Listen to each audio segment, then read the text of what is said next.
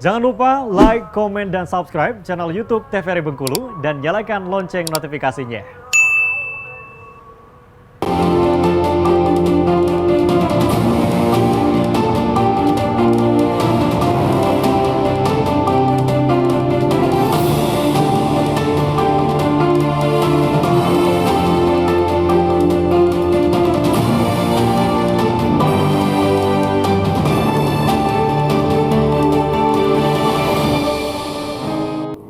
Terima kasih Anda masih bersama kami dalam acara Berendo dengan tema kita hari ini yakni kolaborasi pelayanan KB Nusantara dalam percepatan penurunan stunting. Tadi sudah dijelaskan oleh Pak Iqbal jika memang penggunaan alat kontrasepsi ini sudah menjadi gaya hidup ya, lifestyle-nya nih. Nah, kalau misalnya pandangan Ibu Sri sendiri nih, apakah memang penggunaan alat kontrasepsi bagi anak muda ini sudah dipahami oleh anak muda atau malah belum, masih rendah? Benar tuh Mbak Agnes ya. Memang kalau untuk generasi muda sekarang ini akses itu banyak sebenarnya dari media sosial ya, dengan zaman teknologi canggih ya, zaman era 5.0 ini ya. Cuma kadang-kadang kalau mereka salah dalam memahami itu yang jatuhnya tadi ke perilaku seks bebas yang menyebabkan nanti pernikahan dini, MBA, hamil yang tidak diinginkan.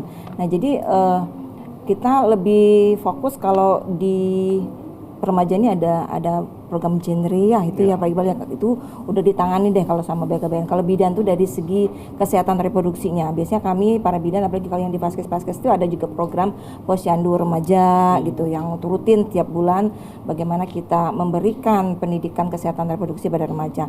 Nah kalau memang untuk ber-KB-nya sendiri kalau mereka udah terlanjur misalnya ya kita arahkan nanti bagaimana cara memilih KB yang tepat gitu ya. Jadi untuk pemilihan metode kontrasepsi ini juga kita menyesuaikan dengan usianya, paritasnya, terus kemudian jumlah anaknya yang sudah juga terutama itu dengan kesehatan kliennya sendiri. Nah dalam pemilihan ini kalau sudah dijelaskan kita punya ada langkah tuh kalau dalam kebidanan ya 17 ya Pak Iqbal ya. Nah, kalau memang nanti sudah dijelaskan pasiennya sudah oke dengan pilihannya, nanti kita memberikan konseling lebih mendalam. Jadi dalam memilih metode kontrasepsi ini nggak ada paksaan gitu. Jadi memang betul-betul itu murni dari kliennya sendiri. Jadi kita sebagai tenaga kesehatannya hanya mengarahkan saja mana yang terbaik gitu buat kliennya.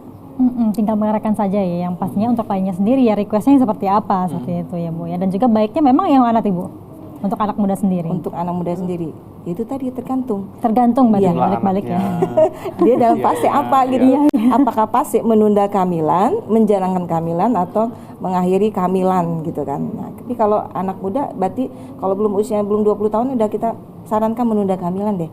Yang paling di atas tuh trennya kalau nggak salah saya itu KDR, kemudian baru atau IUD ya misalnya. Itu.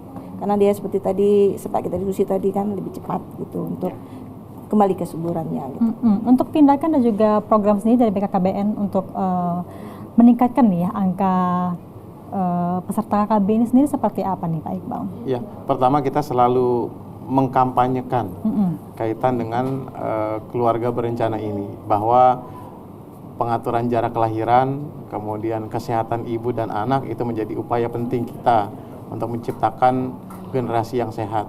Kemudian yang kedua, kita juga memastikan bahwa ketersediaan alat obat kontrasepsi di lapangan juga ada di setiap fasilitas-fasilitas kesehatan.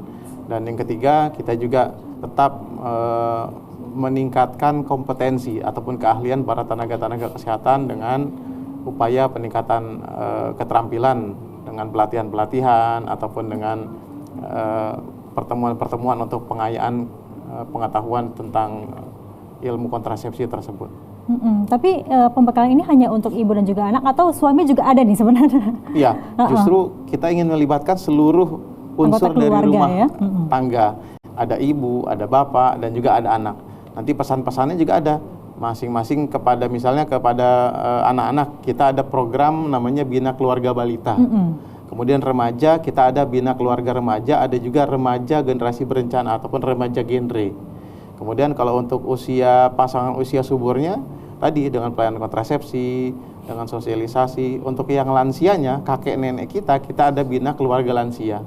Ada juga Bina Keluarga Lansia. Dan satu lagi untuk menggerakkan ekonomi kita ada namanya usaha kelompok UPPKA, usaha peningkatan keluarga akseptor. Jadi keluarga-keluarga yang sudah menjadi akseptor, kita pun nanti motivasi untuk peningkatan sisi finansial keuangannya dengan kegiatan-kegiatan yang bersifat ekonomis maupun menambahkan penghasilan keluarga tersebut. Baik, untuk pencapaian KB sendiri di Provinsi Bengkulu sepanjang tahun 2023 ini seperti apa kalau Pak Iqbal sendiri melihatnya?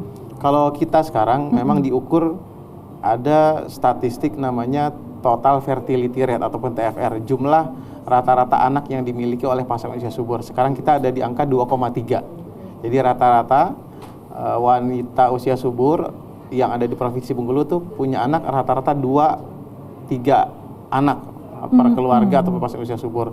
Walaupun kita punya target di angka 2,1. Tapi kita sudah mendekati angka tersebut sehingga nanti pertumbuhan penduduk seimbangnya bisa sesuai dengan rencana yang kita sudah buat di awal.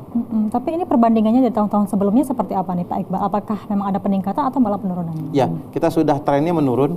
Sebelumnya di angka 2,5. Ya sekarang sudah 2,4 dan mendekati di 2,3 seperti itu. Jadi itu yang menjadi sebuah bukti yang kami sampaikan di awal bahwa pelayanan keluarga berencana ini sudah menjadi sebuah lifestyle, sebuah gaya hidup dari penduduk ataupun masyarakat yang ada di Provinsi Bengkulu. Apalagi bukan cuma di Indonesia nih ya, negara-negara luar pun sepertinya sudah mulai menerapkan hal seperti itu ya. Betul. Nah kalau dari Ibu Sri sendiri sebenarnya tips memilih metode kontrasepsi yang baik itu seperti apa Ibu Sri? Ya, kalau tipsnya ya sesuai dengan kebutuhan klien sebenarnya. Karena kalau kita di dalam cara konseling pada pasien itu kita nggak boleh memaksa. Jadi sesuai dengan yang kita sampaikan tadi KIE-nya gitu, kita memberikan informasi tentang berbagai macam alat kontrasepsi. Nah, di mana yang paling cocok menurut dia dan pas itu berarti itu ada kebutuhan daripada kliennya, dan kita nanti kalau dia menyetujui satu alat kontrasepsi, kita akan melakukan konseling yang lebih mendalam. Ya akan kita sampaikan keuntungan, kerugian segala macam. Kalau mungkin dia akan berubah pikiran atau mungkin labil, belum bisa, disitulah kita akan mengarahkannya ke arah yang lebih tepat gitu. Jadi kalau sebenarnya untuk keputusannya itu memang harus kliennya sendiri. Kalau kita disuruh maksa ini ya Pak Iqbal, nanti kita kena HAM loh. Tapi pada dasarnya bagaimana keterampilan seorang konselor mengarahkan ke arah yang paling tepat buat kliennya. Oke, tapi untuk pelayanan KB sendiri apakah dipungut biaya atau seperti apa tuh sistemnya? Kalau alkonnya dari Pak Iqbal dari BKKBN gratis lah. Paling suruh bawa KTP sama BPJS ya. Betul. Oh iya. Jadi kalau misalnya kliennya minta yang di luar itu, oh kami mau suntik dari A, dari B, dari C, itu berarti dia harus menambah bayarannya dia sendiri, biarpun dia pasien dari BPJS misalnya, nggak ditanggulangin tuh sama Pak Iqbal. Baik, sejauh ini dalam menekan angka stunting, adakah kolaborasi dari IBI dan juga BKKBN sendiri sejauh ini ya?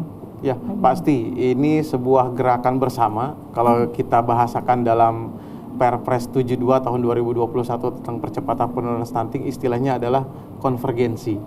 Konvergensi melibatkan seluruh pihak, atau bahasa kita mungkin gotong royong kerjasama ya Bu Sri.